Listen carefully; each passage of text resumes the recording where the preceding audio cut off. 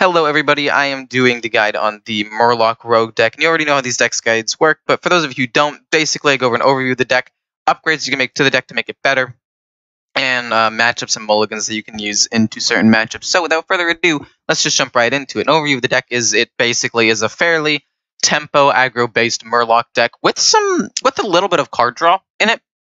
To help you refuel if you end up getting blown out for once or twice. But basically, you just want to rely on the tempo and then eventually buffing up your Murlocs with Murloc synergy in order to push for game.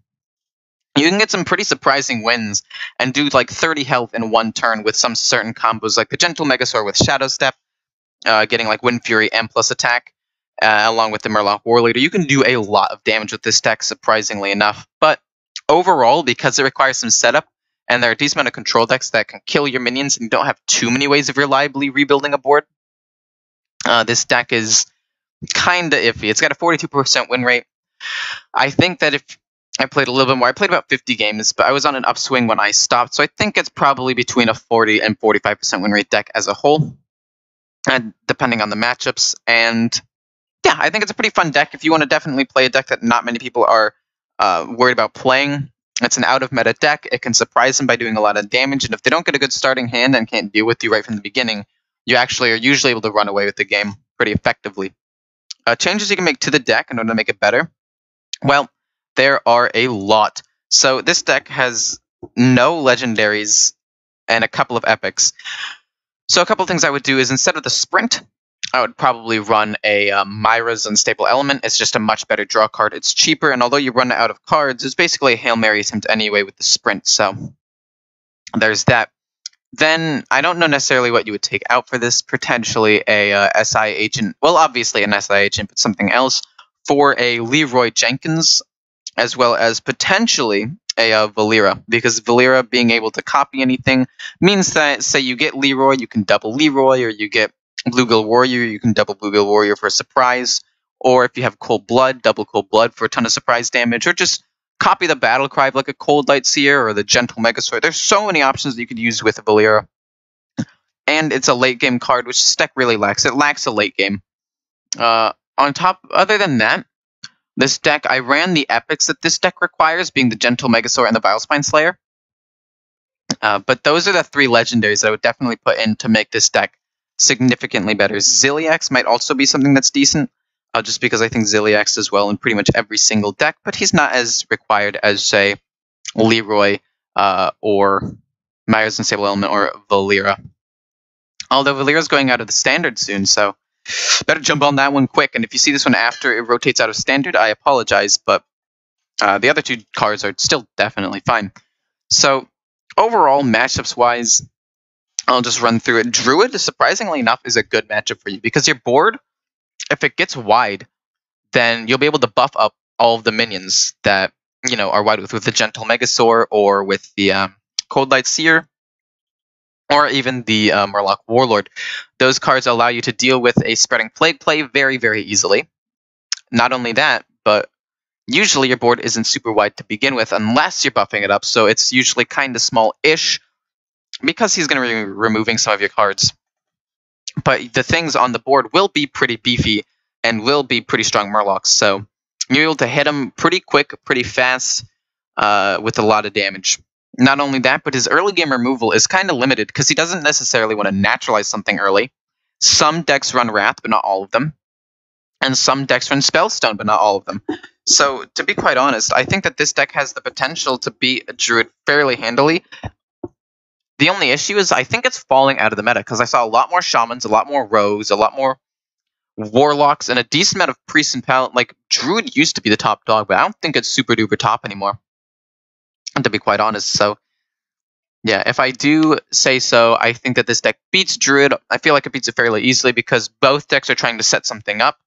But what Druid needs to do is it needs to set up to get the ultimate infestation in order to set up for its combo with the extra card draw. This deck takes a while to set up, doesn't need as much ramp, more reliably gets to where it wants to be because of the fact that all you need is some Murlocs on the board to blow them out of the water. And then you just, well, blow them out of the water. So I'd say that this matchup's actually probably around a 7 out of 10 for you in favor of you against the Druid. Hunter. Hunter's a bad matchup for you, Not like incredibly so, but I'd say that against Death Rattle, the matchup's okay for you. Because if you can adapt him and get like Poisonous and deal with the Grizzlies that he puts out or big minions, that's fine. And then you can actually hit him for a lot of damage after. And not only that, but it takes him a while to set up too. Like, it's basically whoever can set up their board first and get something really good out. Yours being getting out a Gentle Megasaur or a War Leader. His being able to use the Death Rattle on his egg. However, into Secret Hunter, the Explosive Trap and the Rex are combined along with Unleash of the Hounds.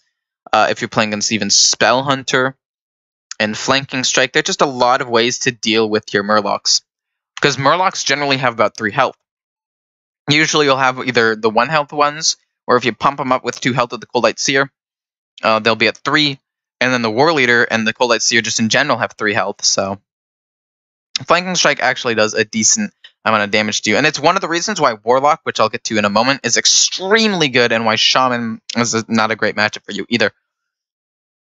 But yeah, the the Hunter matchup, not necessarily good for you. I'd say 4 out of 10.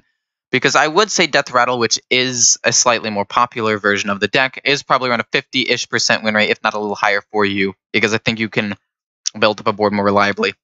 Mage, because of the fact that you can pump things up and get a Gentle Megasaur out on turn 4, means that turn 4 is your power play, if you're able to get out a couple of minions.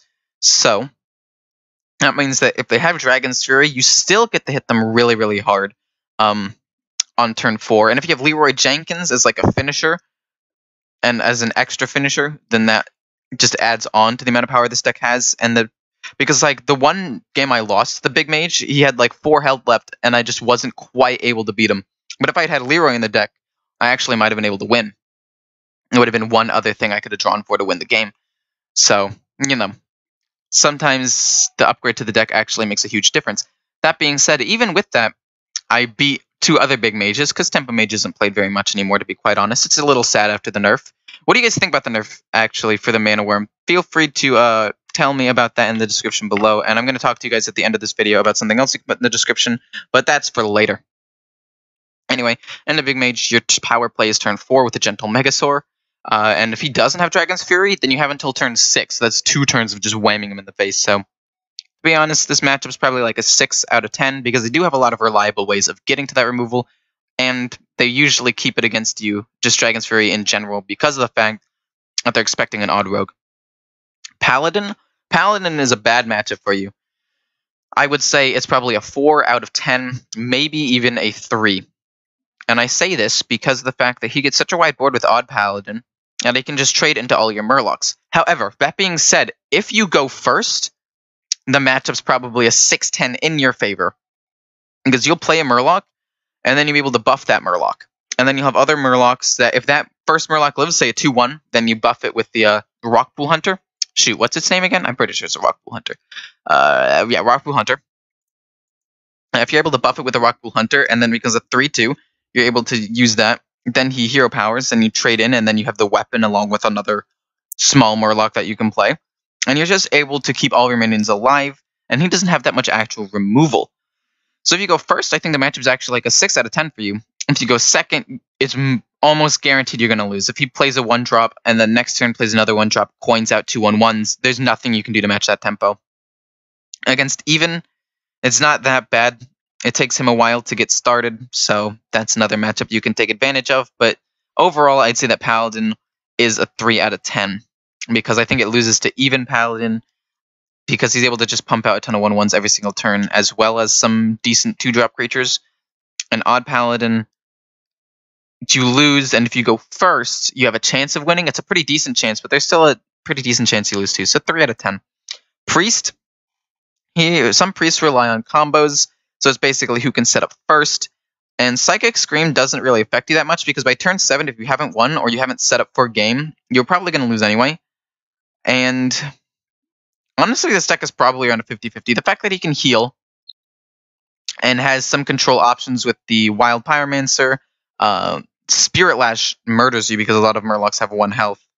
But assuming you can buff him up before he Spirit Lashes, you actually have a pretty good chance at winning the game. However, he does have a lot of little removal options from the Wild Pyromancer. Some run Duskbreaker, And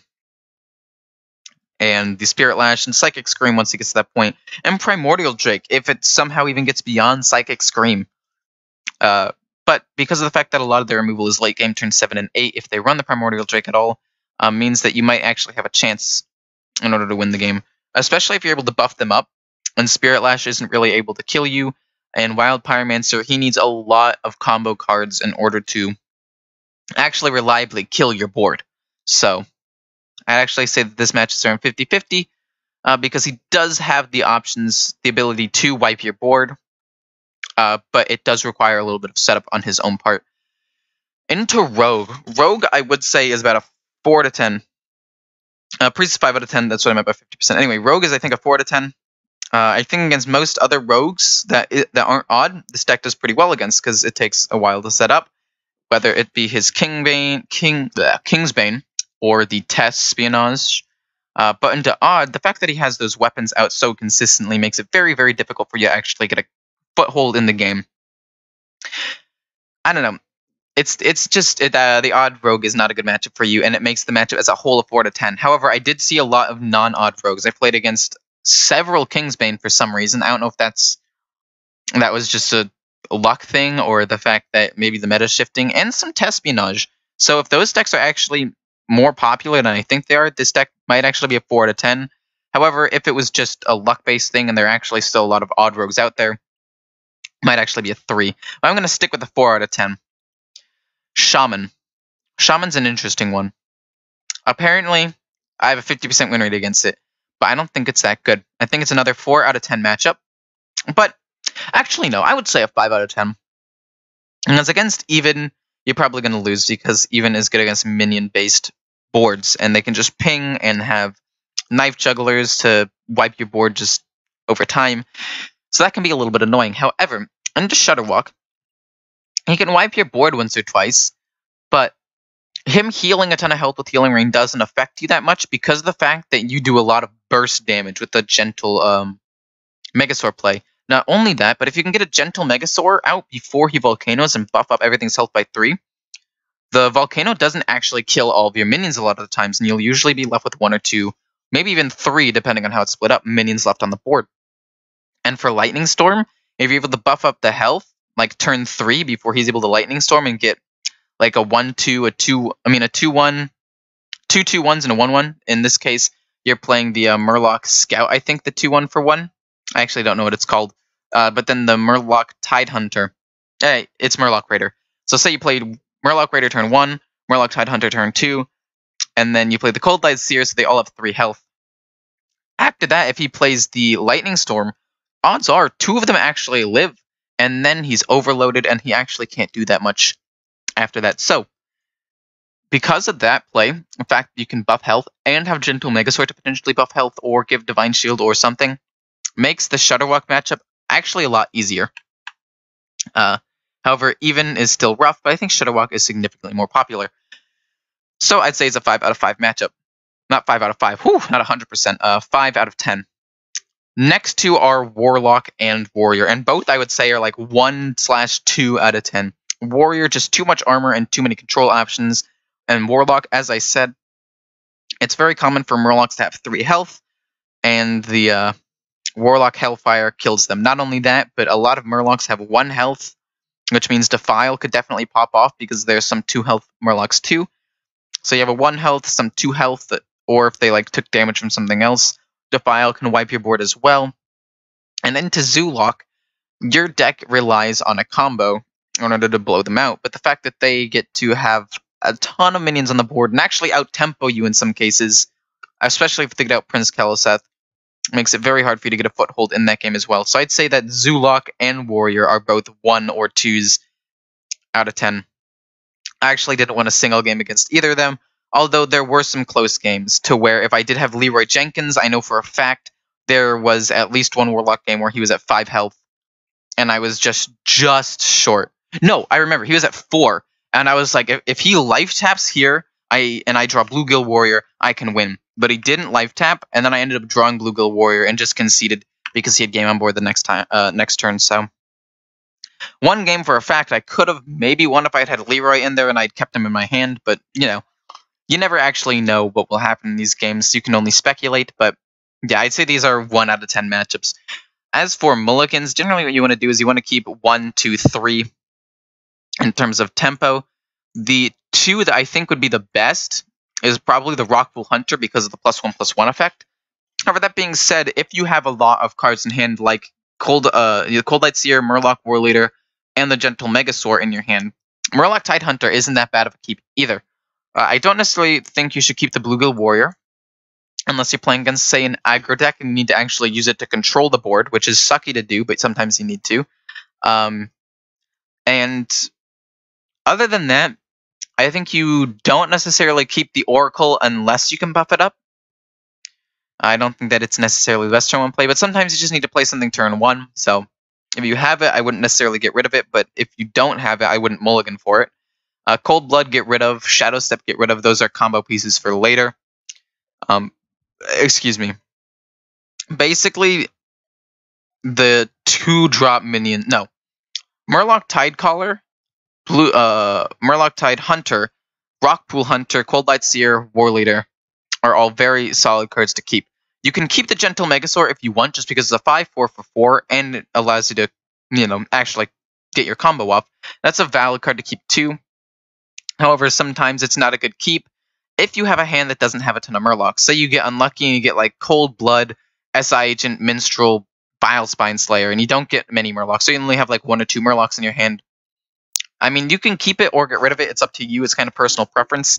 I went through a streak where I did both, and both have ups and downs. Ups being you can have a more reliable early game if you don't keep it, but if you do keep it, then you actually can get a combo off. So it's 100% up to you as far as that card. I would personally recommend keeping it. I like the just security of having your game-winning combo in your hand, or at least one of the major combo pieces, but again, it's entirely up to you. But yeah, keeping the 2 and 3 drop minions, pretty solid, I would say. Also the 1-drop. The Murloc Tidecaller is a 100% keep all the time. Murloc Raider is a 100% keep all the time. Those are the 2 1-drops you want to keep. The Oracle, you can keep. But against some decks, say like a Mage or Rogue, that can just ping it off, I wouldn't necessarily think it's that good. So I think it's a good keep into like Warrior or Priest or like Hunter or something that can't deal with it immediately. Actually, no, Hunter has Candle Shot. It's not Hunter, but like Warrior or Priest or Shaman, I would think Grimscale Oracle is pretty good. So that's basically an overview of the deck as a whole. I actually very much liked it. If you guys are thinking about trying it out, feel free to try it out. So I'm starting this thing where at the end of the video, I'm going to ask you guys what card you want me to talk about, and I will talk about it at the